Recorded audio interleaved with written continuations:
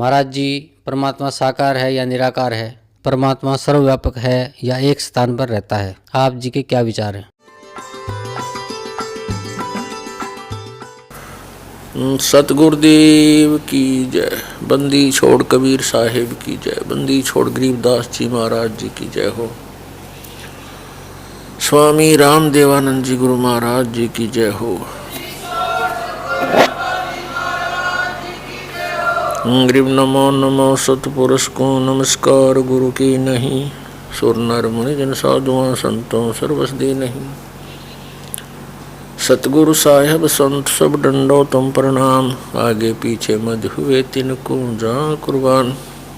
पुण्यात्मा, परमात्मा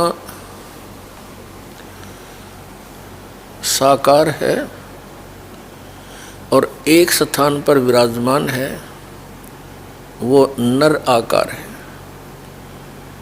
आपको दिखाते हैं ढेर सारे प्रमाण वेदों में कि परमात्मा साकार है, नर आकार है, ऊपर के लोकों में विराजमान है, वहाँ से गति करके आता है और अपने तत्व ज्ञान को स्वयं ही सुनाता है, बताता है। कवियों की तरह वो आचरण करता है। जो ये कहते हैं कि परमात्मा निराकार है और वेदों में निराकार लिखा है, उन्होंने वेदों का कैक है भी पता नहीं। और महर्षि दयानंद पूर्ण रूप से अज्ञानी थे, उनको वेदों का कैक है भी ज्ञान नहीं था। आपके सामने अब ढेर सारे प्रमाण प्रस्तुत करते हैं। पुण्यात्माओं, ये दयानंद के चेले कहते हैं रामपाल ने ना तो संस्कृत आती, ना वो विशुद्ध रूप से उच्चारण कर पाता। अरे भले आदमियों, जैसे कोई बालक है, छोटा सा बच्चा तोतला बोलता हो तो माँ उसकी सारी भाषा समझती है। भी केम चाव है, दूध मांगे है कि रोटी मांगे है। रोटी कहेगा तो भी माँ समझ जाएगी रोटी मांगे है। हाँ, दूध दू करेगा तो भी समझ जाएगी दूध मांगे है। तो नो समझ लो, दास उस परमात्मा का बालक है और मेरा परमात्मा मेरी सारी भाषा समझता है। और इन आचार्यों ने और इन विद्वानों ने, दयानंद के चेल्या ने सारी उम्र खोदी गछामी गछामी करता ने। और ये दयानंद के चेले नो कहे रामपाल ने वैदिक रीति से वेद नहीं पढ़े। ये दयानंद तुमने पढ़ रखे वेद काट दी टाट, ज्ञान भर दिया, कख भी नहीं पता इन लोगों को। और सबसे बड़ी खुशी तो ये मनानी चाहिए, इनको कुछ अकल आनी चाहिए जो विरोध कर रहे हैं दास का, कि ये कहते हैं रामपाल ने संस्कृत नहीं आती और ये सारे ग्रंथ खोल के दर दिए। तो यही दिमाग से काम ले लो। Who is Rampal? ये दास उस परमात्मा का, ये रामपाल दास उस परम पिता का, उस परमेश्वर कबीर देव का दास है। उसकी दी हुई बुद्धि से सब सद ग्रंथों को समझा है। कहते 9 मन सूत उलझिया, ये ऋषि रहे झकमार। और सतगुरु यानी तत्वदर्शी संत ईसा सुलझा दे, उलझन दूजी बार। अब ईसा सुलझा दिया है, इस कलयुग में नहीं उलझ सकता अभी। अब ये थोड़े से दिन में ये ट्या ट्या करने वाले हैं ना विरोधी, सिर पटक कर बैठ जाएंगे। जनता इन्हें बोलने नहीं देगा। बच्चा बच्चा भी बस चुप हो जाओ, तेरे दिन सुन ली तुम्हारी ये बकवाद। अरे सामने प्रमाण दिखा रहा है, दास ने गला पड़ा लिया और जेल तक जा लिया इस सच्चाई को ऊपर लाने के लिए, और ये फिर भी बकवाद कर रहे हैं।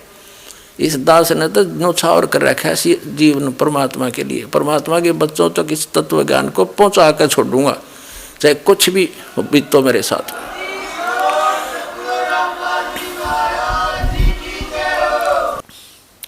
और ये महर्षि दयानंद के अनुयायी, विशेषकर जो इस आर्य समाज के अंदर कुछ पद प्राप्त हैं, जो प्रवक्ता हैं, आचार्य हैं, वो अब भी इस सत्य को आँखों देखकर भी ना स्वीकार करना चाहते हैं और न ही समाज को करने देना चाहते हैं, जिसके परिणाम स्वरूप इन्होंने क्रोथा कांड करवाया।